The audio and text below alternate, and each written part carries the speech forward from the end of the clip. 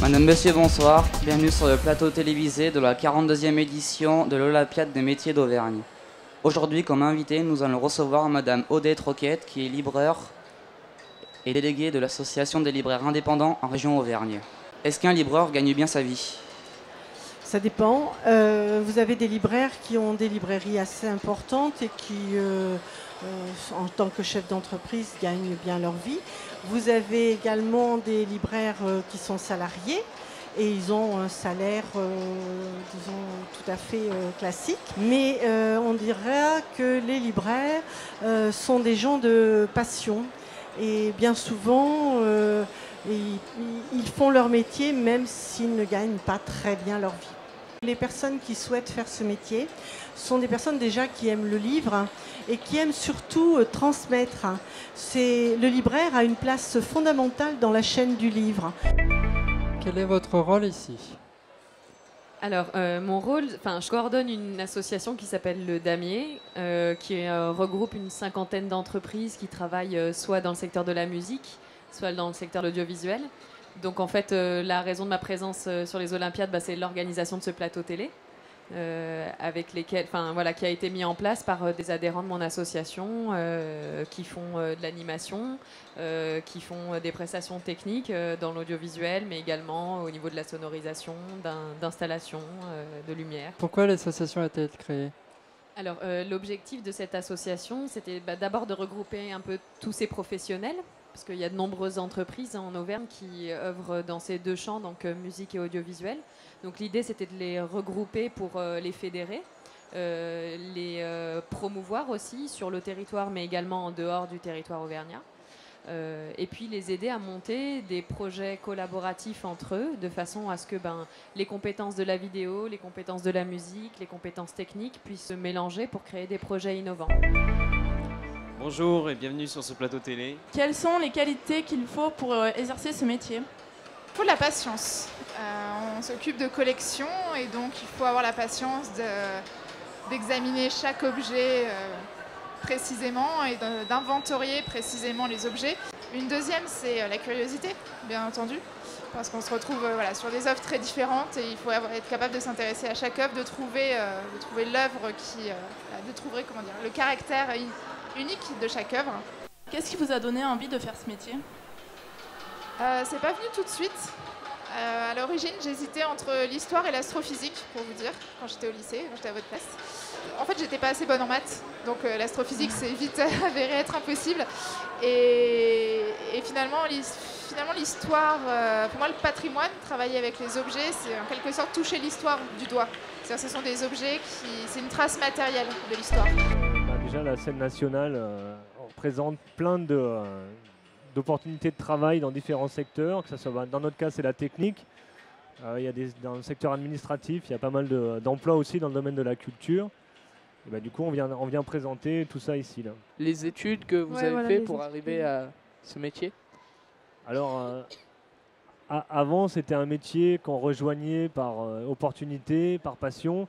Et le cursus n'avait pas tellement d'influence. Il y avait beaucoup de gens qui venaient du bâtiment, des menuisiers, des électriciens qui faisaient souvent la lumière. Mais maintenant, la filière elle se professionnalise et il y a des écoles qui forment spécifiquement à différents métiers du spectacle. Il y a 3 grands corps de métiers dans la technique, c'est la lumière, le son et le plateau. Voilà. Et là, Théo, par exemple, il est en apprentissage au CFPTS à Bagnolet. Voilà. Monsieur Odigier, bonjour et bienvenue sur notre plateau. Pouvez-vous nous indiquer très exactement quel est votre rôle au sein de la COP? Alors, donc en fait, mon rôle il est assez multiple. La première chose, vraiment, mon travail principal, c'est d'aider les artistes à se développer, les artistes locaux, donc à se professionnaliser, à devenir importants, à être connus, et surtout à en faire, de passer du stade à j'ai envie d'en faire mon métier à ça devient mon métier, voilà, d'essayer de faire ça. Et le dernier volet, c'est je travaille sur la programmation à la coopérative de mai, donc on est 3 à décider, mais après il y a plein de corps de métier dans la musique. Donc on sait vers qui il faut s'adresser, forcément pour faire du son, il faut un ingénieur du son, pour vraiment être sûr qu'au niveau technique on soit carré, il faut un régisseur, enfin voilà, il y a tous ces corps de métier qu'il faut connaître et avec qui il faut savoir travailler. Voilà. qu'est-ce que vous pourriez dire aux jeunes qui voudraient se lancer dans cette profession, pour les motiver, c'est-à-dire qu'est-ce que vous pourriez dire pour qu'ils se lancent dans l'aventure finalement?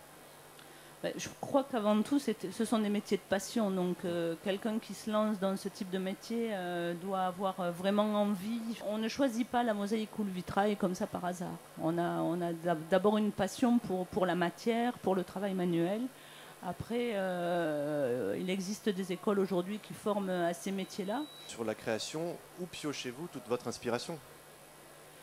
Avant tout, quand on parle de création, il faut bien se rendre compte que l'essence du métier, elle est bien sûr que c'est de créer, mais c'est avant tout répondre à une attente d'une clientèle, et c'est eux qui sont là pour nous donner l'inspiration. C'est en allant chez eux, c'est en les écoutant parler, en écoutant leurs besoins ou leurs souhaits, et c'est eux qui vont nous donner l'idée directrice.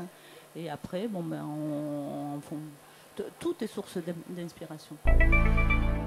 Le métier d'artiste est-il pour vous synonyme de quête d'amour? Évidemment. Alors ça, c'est la première chose. D'ailleurs, c'est ce que je dis dans mon livre. Bien sûr, c'est avoir la reconnaissance de soi. C'est très dur d'être acteur parce que il faut arriver à jouer ce que l'on est. Et on n'a aucun accessoire comme quelqu'un qui arrive avec une valise et qui montre tout ce qu'il a à vendre. Nous, on se vend. Qu'est-ce que tu veux que je dise de plus? Si on veut être aimé, je vais vous dire, si les gens nous aiment, ils viennent au théâtre, ils en envoient d'autres, on gagne notre vie et c'est une façon comme une autre et très agréable de gagner sa vie. Oui, il ne faut pas en faire tout un fromage de notre métier. Il faut un niveau études élevé pour atteindre ce stade de directeur ou on monte les échelons? Alors, moi je vais parler de mon cas personnel. Moi j'ai pas fait d'études particulières pour ça.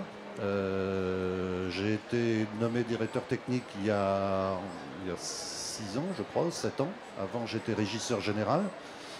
J'ai pas fait d'études particulières pour ça, mais je travaille dans le spectacle déjà depuis 30 ans.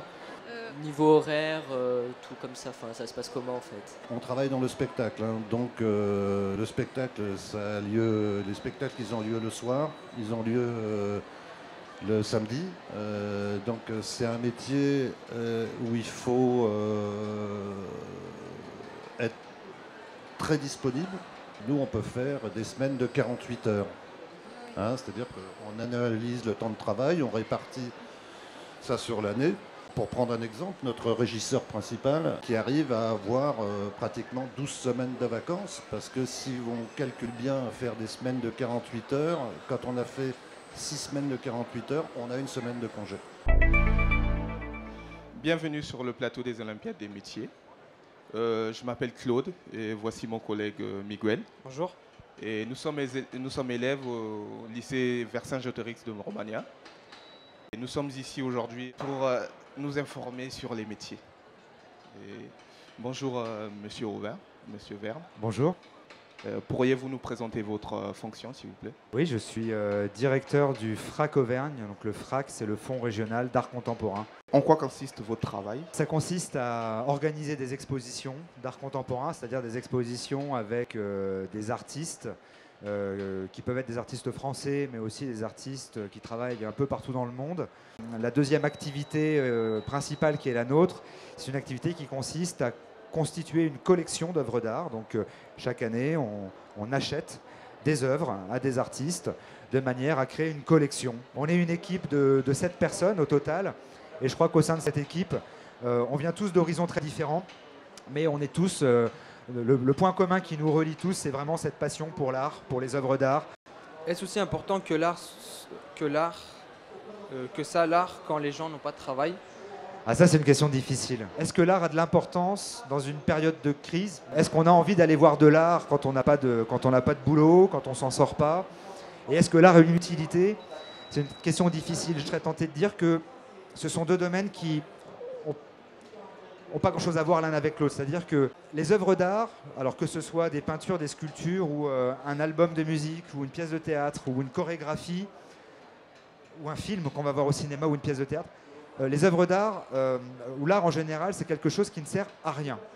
Et c'est peut-être parce que ça sert à rien que c'est indispensable. Il y a des tas de gens qui nous disent un jour j'ai vu telle ou telle œuvre et ça m'a transformé. C'est peut-être l'exemple le plus simple. On a tous été marqués par un film qu'on a vu un jour. On s'est dit, oh, ça c'est incroyable, cette scène m'a touché. Pour une raison qui m'est personnelle. Je m'en souviendrai toute ma vie. On a tous été touchés par un morceau de musique. Donc évidemment, c'est quand on n'a rien, quand on n'a pas de boulot, quand on a du mal à se nourrir, bah, l'art, c'est pas une chose fondamentale. Mais en même temps, je crois que c'est très très important. Je crois que c'est une des dernières choses qui sert à rien et c'est pour ça que c'est important. Depuis quand voulez-vous faire ce métier et pourquoi? Alors le métier, je le pratique depuis 27 ans. Et donc il y a des antécédents familiaux. Il y a eu une transmission familiale évidemment. Mais il y a eu aussi un passage par l'École nationale de vannerie qui fonctionne toujours et qui est la dernière école en Europe où on peut apprendre le métier de vannier. Combien d'années d'études pour être vannier Alors pour être vannier, on peut acquérir les bases en une année de formation. Ceci dit, ce n'est pas suffisant pour, disons, un avenir professionnel d'artisan. Il faut faire une deuxième année où là, on va obtenir un diplôme beaucoup plus important et on sera ouvert à beaucoup plus de formation et d'opportunités de travail. Et en quoi votre métier consiste-t-il exactement? Ouh là là, alors directeur de théâtre, c'est beaucoup de choses très très différentes. Un directeur de théâtre, d'abord, il dirige une équipe, parce que c'est pas lui tout seul qui organise les spectacles, évidemment.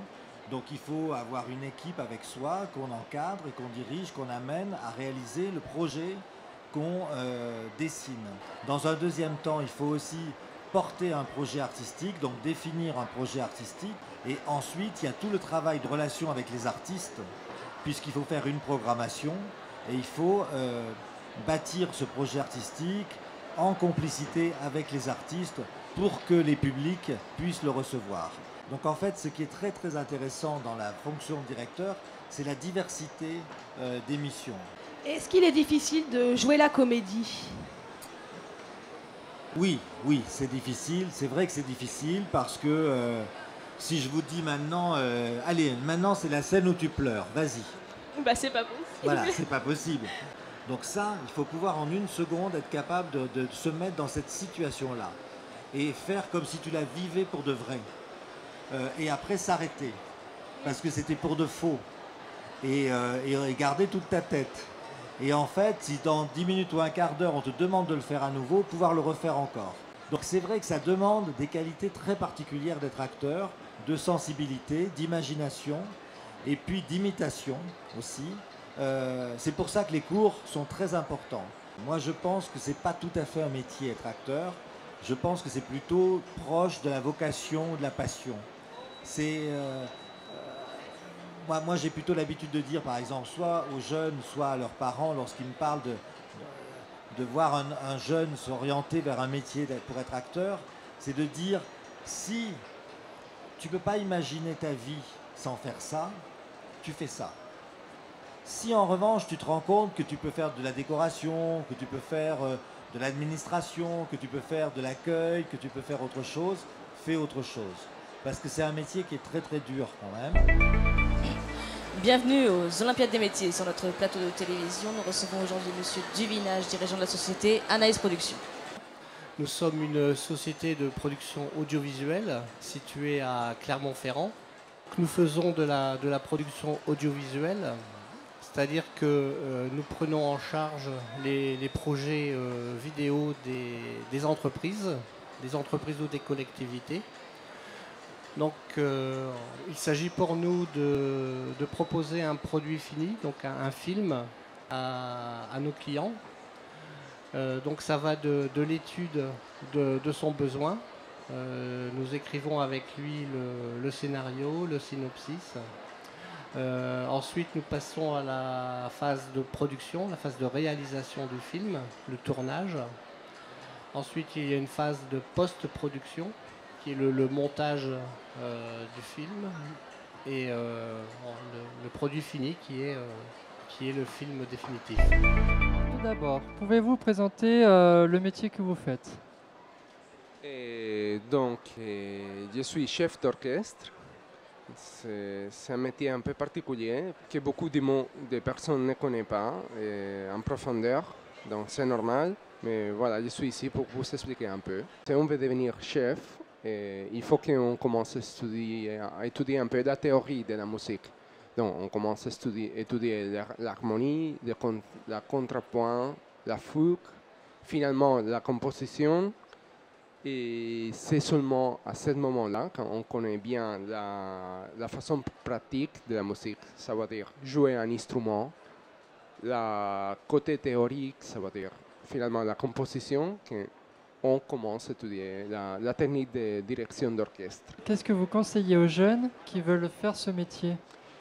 Surtout, à mon avis, c'est important d'avoir l'envie de partager avec des autres.